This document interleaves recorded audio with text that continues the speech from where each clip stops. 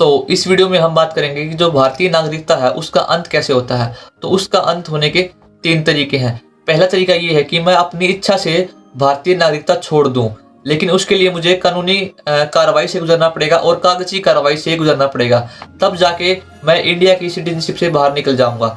दूसरा तरीका ये है कि पर्यावसान से, यानी कि समाप्ति से। अगर फिलहाल मैं इंडिया का नागरिक हूं और उसके साथ साथ मैं किसी और देश की भी नागरिकता ले लेता हूं, तो मेरी जो ऑटोमेटिक इंडिया की सिटीजनशिप है उससे मैं बाहर हो जाऊंगा। और जो तीसरा तरीका है वो ये है कि सरकार वंचित कर सकती है किसी भी नागरिक को इंडिया की सिटीजनशिप से, लेकिन उसके लिए कुछ रूल्स एंड रेगुलेशंस है। जैसे कि अगर मैं इंडिया का नागरिक हूं और अगर हमारा इंडिया युद्ध हो चुका है किसी देश के साथ और उस युद्ध में मैं दुश्मन देश की मदद कर रहा हूं, तो इस बेस पे सरकार मुझे वंचित कर सकती है भारतीय नागरिक होने से।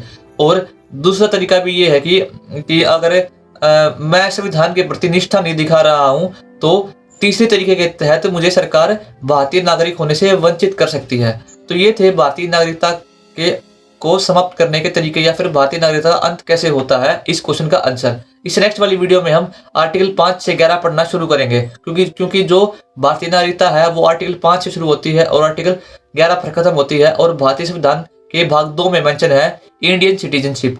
तो मैं मिलता हूँ नेक्स्ट वीडियो में। सी यू सून गाइज।